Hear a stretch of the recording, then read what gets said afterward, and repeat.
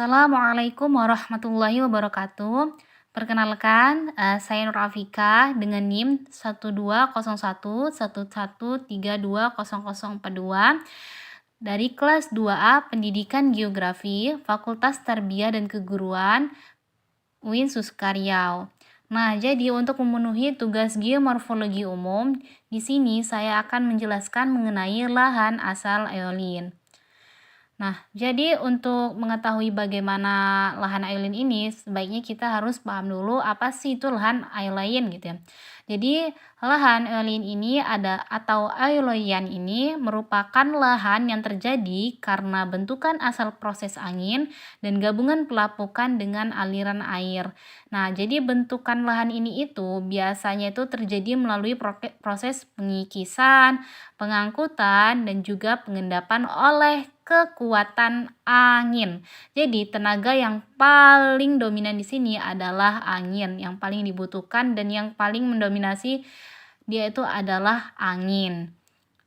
Nah, ada beberapa proses dalam terbentuknya bentuk lahan eolin ini. Yang pertama adalah proses pengikisan oleh angin. Nah, untuk proses pengikisan ini tuh ada dua, yaitu ada deflasi dan juga korosi.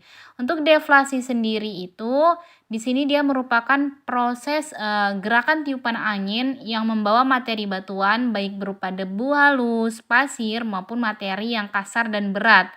Kemudian yang kedua adalah korosi.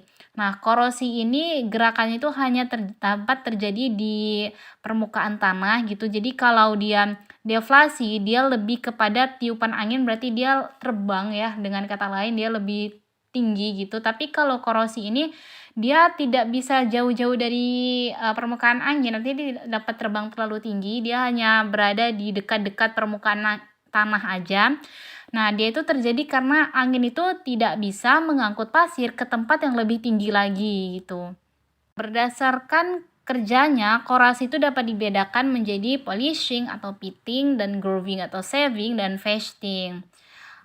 Lalu apa sih itu polishing atau pitting, kemudian grooving atau shaving dan fasting? Nah, jadi polishing, grooving dan fasting ini tuh merupakan suatu proses yang kompleks gitu ya. Jadi dimulai dari polishing atau pitting. Kalau polishing atau pitting itu dia merupakan gerakan angin yang membawa pasir, kemudian dia itu mampu untuk melubangi batuan. Nah, kemudian bersambung dengan grooving. Nah, grooving atau shaving ini adalah proses melubangi secara terus-menerus. Pasir yang di bawah itu terus dia melubangi batuan sehingga batuan tersebut memiliki lubang yang dalam dan kemudian batuan ini terjadinya pecah dan dia menjadi keping-keping atau disebut dengan shaving gitu. Nah, berlanjut setelah dia pecah, kemudian masuk ke fasting. Kalau fasting ini, dia batuan yang telah berkeping-keping berubah menjadi lebih kecil lagi. Nah, proses perubahan batuan menjadi bagian lebih kecil ini disebut dengan fasting. Nah, intinya kecepatan korasi terhadap massa batuan di daerah kering itu sangat tergantung dari kekerasan batuan dan juga kekuatan angin itu sendiri. Jadi kalau dianya batunya keras dan kekuatan anginnya itu rendah, sangat dimungkinkan bahwa proses korosi itu akan terjadi dalam waktu yang lama. Tetapi kalau kekerasan batuannya itu tidak terlalu besar dan kekuatan anginnya itu tidak kuat, maksudnya kuat, maka kemungkinan besar proses korosi itu akan terjadi dalam waktu yang cepat. Nah, kemudian setelah ada proses pengikisan, maka masuk kepada proses pengangkutan oleh angin. Materi batuan yang mudah terangkut oleh angin itu adalah materi-materi halus, misalnya debu. Materi yang halus ini itu diterbangkan angin sampai ke tempat yang cukup jauh. Nah, tetapi ada beberapa jenis gerakan pengangkutan materi oleh angin. Yang pertama adalah suspensi atau suspension.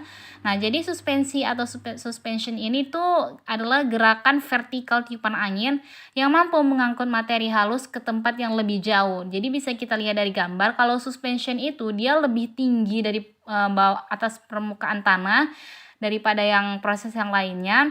Dia mampu membawa butiran material-material pasir yang sudah diterbangkan ini lebih jauh daripada tempat asalnya gitu. Yang kemudian yang kedua adalah saltasi atau saltation. Itu adalah merupakan gerakan meloncat materi butiran yang disebabkan oleh tabrakan dan pantulan angin yang bermuatan pasir. Nah, yang ketiga adalah rayapan permukaan atau surface craft. Nah, jadi gerakan rayapan permukaan ini biasanya itu disebabkan karena tubrukan materi butiran dan oleh gerakan saltasi.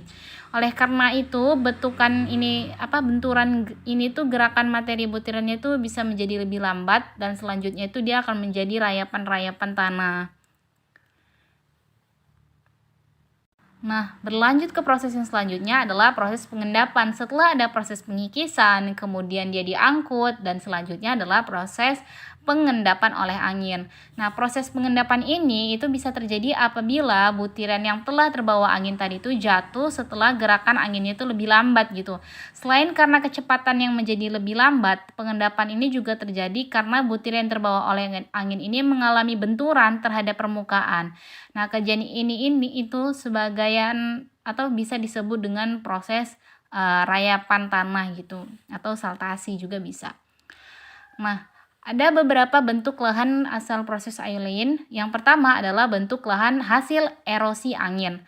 Nah, untuk lahan bentukan dari hasil erosi angin ini, yang pertama ada desert pavement atau pebble armor. Desert pavement atau pebble armor ini itu merupakan permukaan yang terdiri batuan kerikil dan kerakal di daerah gurun sebagai akibat bahan-bahan halus yang mengalami deflasi gitu. Jadi kalau kita lihat dari gambar di sini pada permukaan anginnya memang terdapat banyak kerikil-kerikil dia batuan-batuan kecil yang dia merupakan batuan yang telah mengalami deflasi. Nah, yang kedua adalah bentuk lahan blowout. Jadi blowout ini seperti cekungan di daerah gurun sebagai akibat dari deflasi pada materi hasil pelapukan di permukaan yang berukuran halus. Dia seperti cekungan-cekungan itu bentuknya bisa kita lihat dari gambar. Nah, kemudian yang ketiga adalah ventifex. Nah, ventifex ini merupakan permukaan batuan yang menjadi rata karena korosi, terutama yang berukuran halus ya, seperti debu dan liat yang terbawa oleh angin nih. Jadi kalau kita lihat pada gambar, pada sisi batu ini terdapat sisi yang dianya rata karena dia sudah terkikis oleh proses korosi itu gitu. Nah, yang keempat ada dry canter. Nah, decanter ini hampir sama seperti ventifex, tetapi bentuknya itu lebih ke piramida karena arah anginnya itu berubah-ubah dari 3 sisi. Kalau dia ventifex, dia itu hanya terbawa oleh angin satu sisi, sehingga yang rata itu hanya satu sisi. Sementara kalau decanter, dianya itu lebih terjadi karena angin ini arahnya dari 3 sisi gitu, sehingga dia bentuknya seperti piramid segitiga gitu. Nah, yang kelima adalah groove. Nah, groove ini merupakan alur-alur memanjang pada permukaan batuan karena terjadinya erosi angin. Jadi, batuan yang mengalami erosi ini mengakibatkan bentuk pola-pola alur pada permukaannya. Nah, yang keenam ada yardang. Jadi, yardang ini merupakan pegunungan memanjang dan paralel gitu yang memiliki tinggi kurang dari 10 meter dan panjangnya tidak mencapai 100 meter. Dia itu berkembang di batuan yang lunak gitu. Jadi kalau kita lihat di gambarnya itu memang yardang ini memiliki bentuk yang memanjang-manjang gitu ya. Nah, kemudian ada bentuk lahan hasil pengendapan angin. Kalau tadi ada hasil erosi angin dan ini hasil pengendapan angin. Ada dia loess, endapan pasir dan juga gumuk pasir. Nah, masuk yang pertama yaitu loess. Jadi loess itu adalah bentuk lahan asal proses aeolian yang terbentuk dari bahan endapan angin. Loess itu umumnya berwarna kuning dan dengan sekurang-kurangnya 60% sampai 70% partikel berukuran debu dan bertekstur geluh. Kemudian loess itu cenderung pecah-pecah pada setiap bidang vertikal apabila terkuak oleh erosi air atau aktivitas manusia. Jadi bisa kita lihat dari gambar memang loess ini dia memiliki warna yang cukup kuning ya, kuning-kuning tanah gitu. Dia memiliki bagian yang terpisah-pisah, mungkin ini disebut dengan pecah-pecah gitu ya. Kemudian yang kedua adalah endapan pasir. Jadi endapan pasir itu ada 5 macam, ada sandstone, ada ripple, ada sand shadow, ada sand fall, dan ada sand drift. Nah, untuk sandsheet itu adalah hamparan pasir tipis yang menutup daerah relatif datar. Nah, permukaannya itu biasanya tidak bergelombang gitu. Kalau ripple atau riak, dia itu adalah endapan pasir yang permukaannya itu bergelombang juga, tetapi bervariasi tingginya dari 1 sampai 500 mm. Panjangnya itu bisa 50 sampai 300 meter. Setelah sunshade dan ripple, endapan pasir yang ketiga adalah sand shadow. Nah, sand shadow ini adalah timbunan pasir di belakang suatu rintangan seperti semak atau batu gitu ya. Kemudian yang keempat adalah sandfall, adalah sebuah timbunan pasir di bawah cliff atau gawir. Dan yang terakhir adalah sand drift, yaitu timbunan pasir pada suatu gap atau celah antara dua rintangan. Nah, kemudian ada gumuk pasir. Setelah ada endapan pasir, ada gumuk pasir. Nah, jadi gumuk pasir ini merupakan salah satu bentuk lahan akibat dari proses pengendapan angin ya. Jadi gumuk pasir ini merupakan gundukan bukit atau igir dari pasir yang terhembus angin. Gumuk pasir ini tuh biasa dijumpai pada daerah yang memiliki pasir sebagai material utama. Gumuk pasir ini biasanya cenderung bentuknya itu nggak simetris gitu, dia tidak datar tapi bentuknya lebih bervariasi. Kemudian gumuk pasir ini dia memiliki beberapa macam. Nah, macam yang pertama adalah tipe barcan. Nah, tipe barcan ini biasanya gumuk pasir ini bentuknya seperti bulan sabit. Nah, terbentuk pada daerah yang tidak memiliki barir ya. Besarnya kemiringan lereng daerah yang menghadapi angin itu dia lebih landau. Sedangkan ketinggian gumuk pasir itu bercan umumnya antara 5 sampai 15 meter.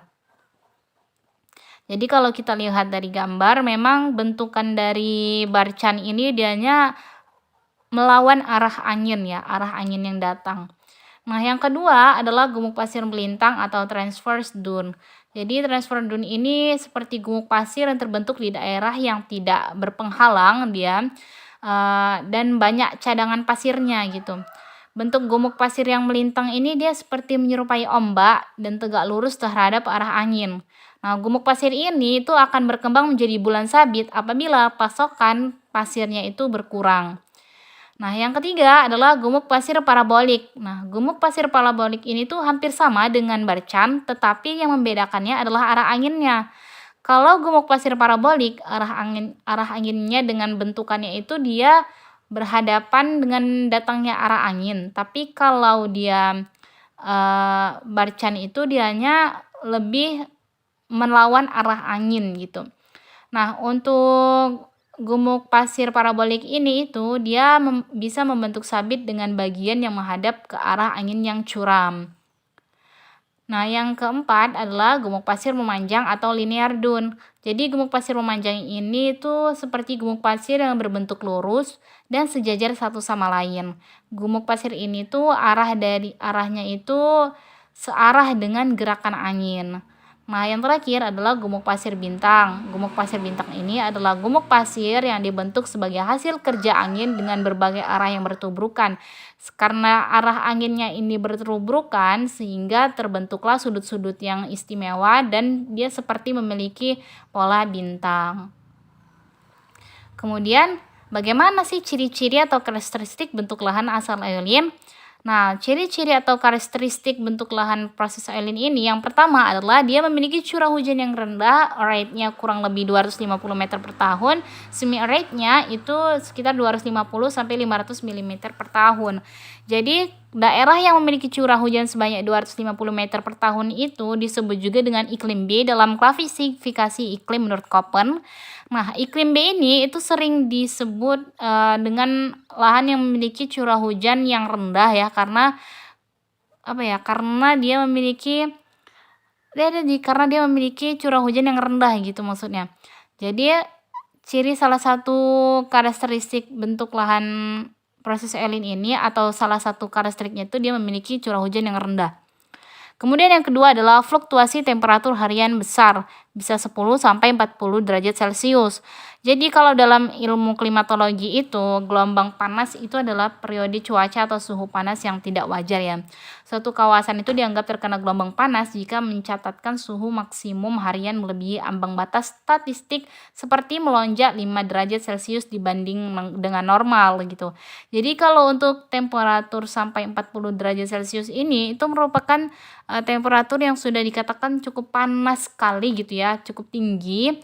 Jadi salah satu karakteristik dari bentuk lahan asal proses Eolin ini dia tuh memiliki suhu udara yang sangat tinggi gitu, sampai 40 derajat Celcius. Kemudian yang ketiga adalah langitnya cerah. Nah, biasanya Lahan yang proses alien ini dia tuh memiliki awan yang putih seperti kapas dan dia langitnya warnanya biru gitu.